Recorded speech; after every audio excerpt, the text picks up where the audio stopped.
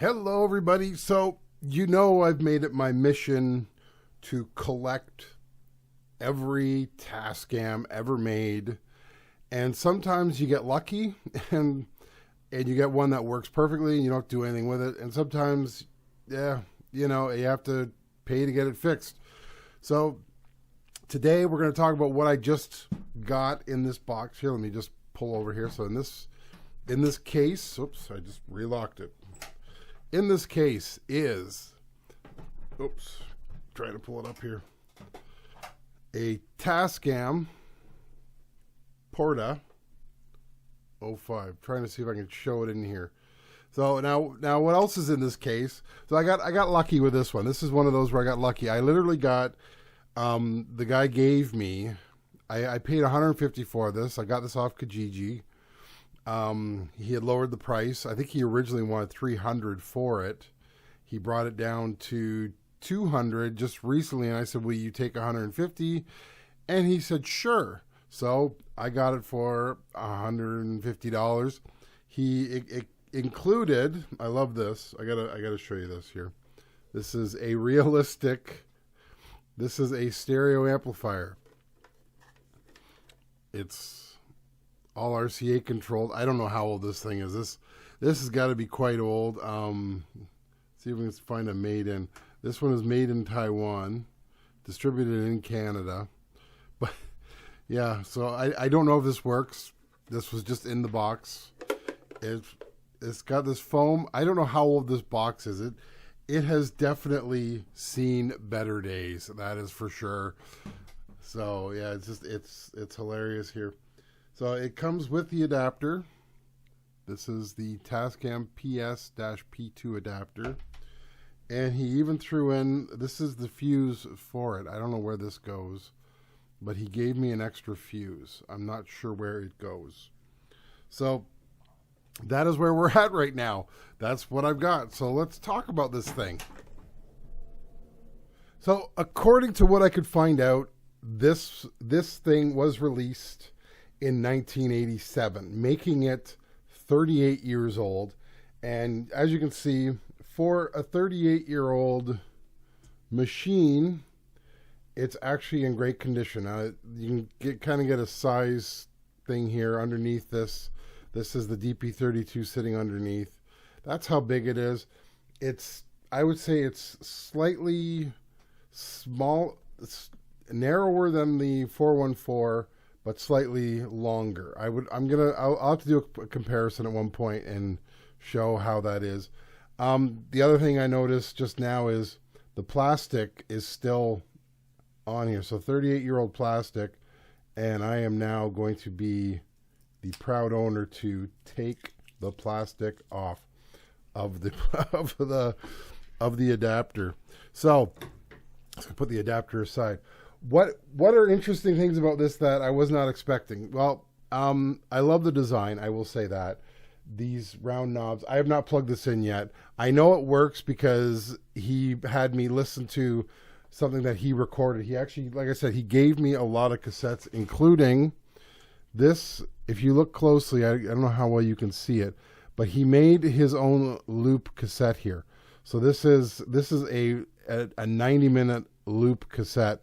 He has stuff on here. I'm going to, at some point, listen to it and, play around with things.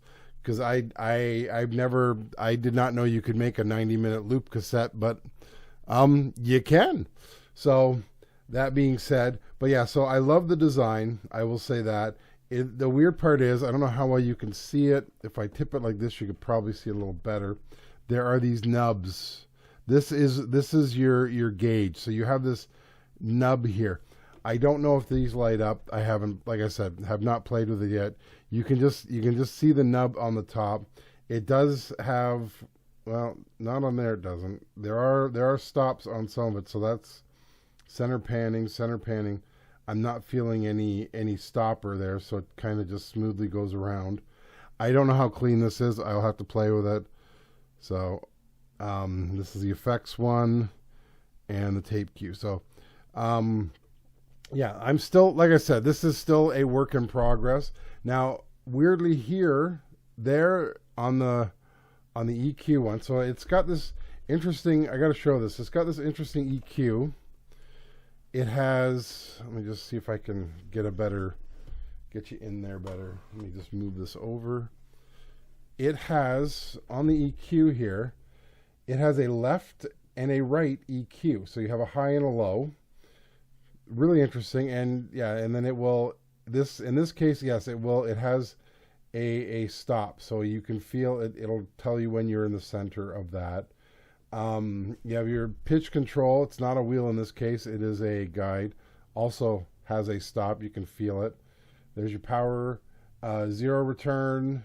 He has it on. If he says he's been using a loop tape with it the entire time. So I don't know how much he uses that. Your meter, so you can look at your bus or your inputs. I haven't played with that. Well, you have your monitor, so you have your mix, your cue, and your effects coming through the monitor. We'll talk about that in a minute. There's a lot of interesting stuff on this. And you have your DBX. Like this is definitely a bare bones. Go a little higher here. This is definitely, you know, it's a better than bare bones system. Now this was brought out. This was brought out after the Porta 2, and then later they brought out the Porta 3. I don't know how the numbering works on these.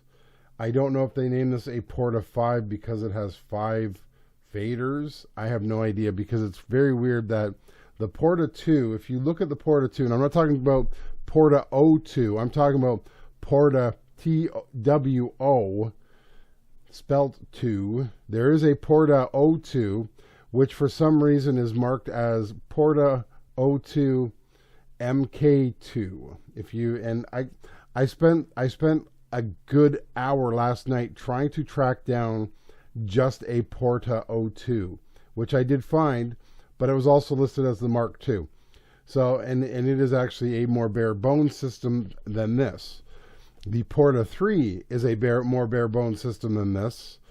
The Porta 7, which I also am going to try to find, is a more robust version of this.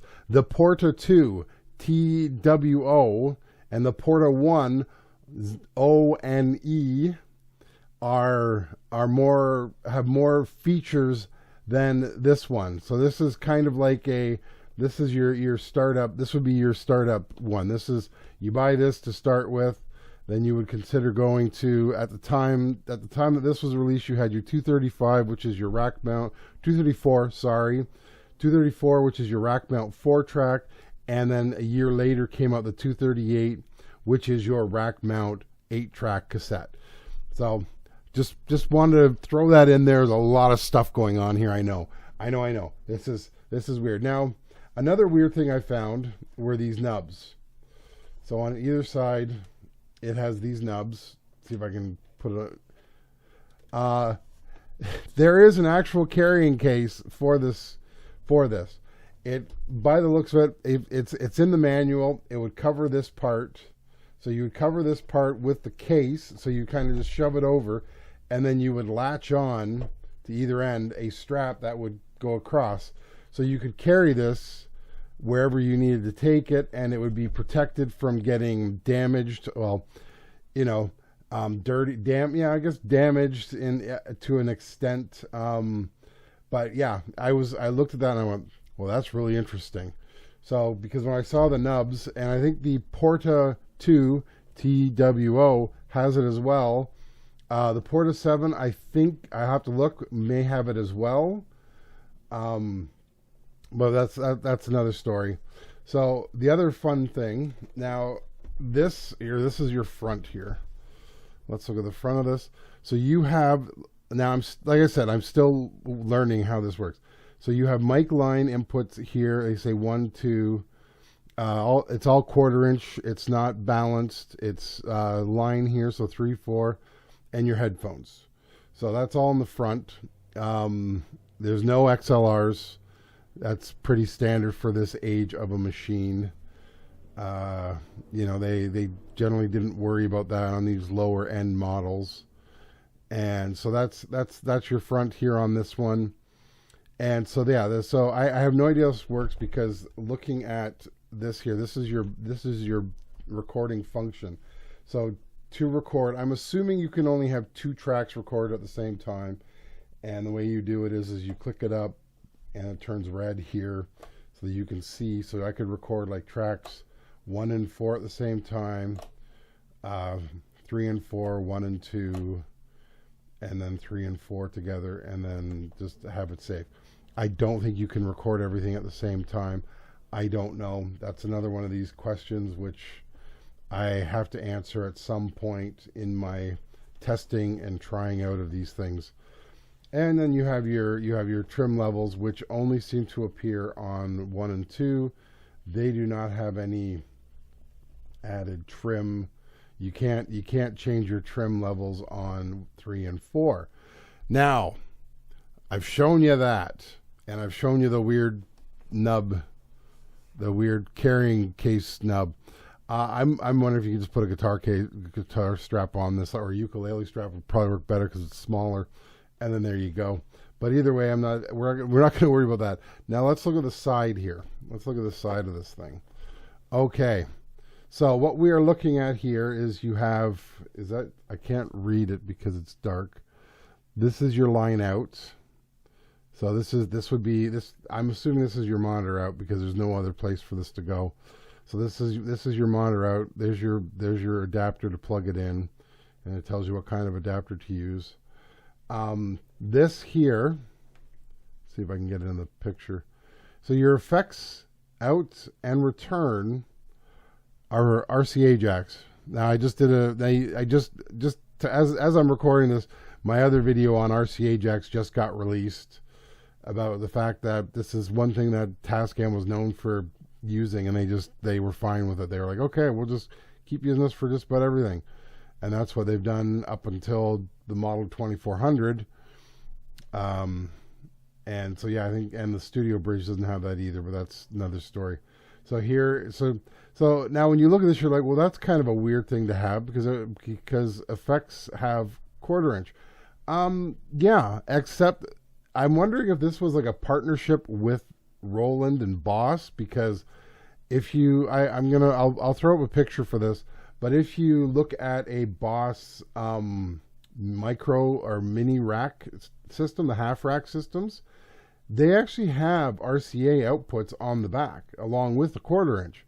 So I don't know if that was Roland saying, because at the time the Roland micro stacks were pretty popular.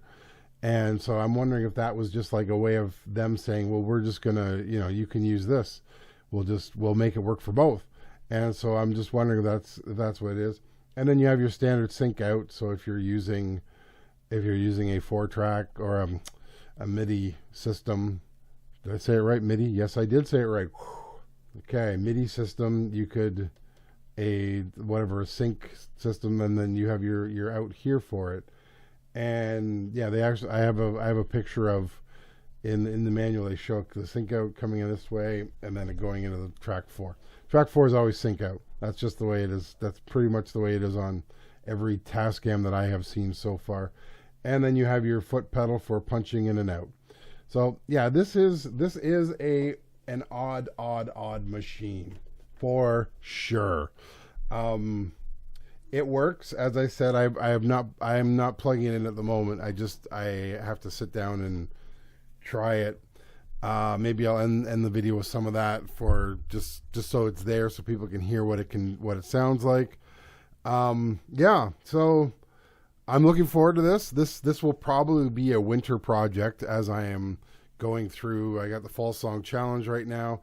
I'm going to be doing some 788 videos for tutorials. Yeah, so this is going to be a winter project, and I'm hoping during the time frame of this being released and the end of the year, I'm hoping to see 2 more devices. One is my 238 has not come back yet. He found an issue and he's fixing it. So I'm hoping that'll come back soon. And then I'm hoping that another system, another console, a digital one, will be coming in the mail. So this now puts my total of these machines at what is it? 8. I have 8. I have 4 analog, 4 digital. That's where we're at right now. Yeah, and I have no intention of stopping. My goal is, at the end of all this, is to have a collection of them all. I'm hoping I can do some kind of museum type thing so that people can actually go through and see the devices and have like a list of who used them, what they were used for, because, like, you know, there's so much history with these machines that I think it needs to be shared. It's not just a one-off machine that people used and then they went into the studio and recorded. There's so much history. There's so many indie artists out there right now who are still using these things. So it needs to be out there. So if you enjoyed this video, thanks. Like and subscribe. I like I said, I will be doing more. I'm hoping to get more of these. I have a huge list on Kijiji that I have set up with a watch list to see if the prices change, because I can't afford to pay what a lot of these people want for these machines. So once again, thanks for watching, and I'll talk to you later. Bye.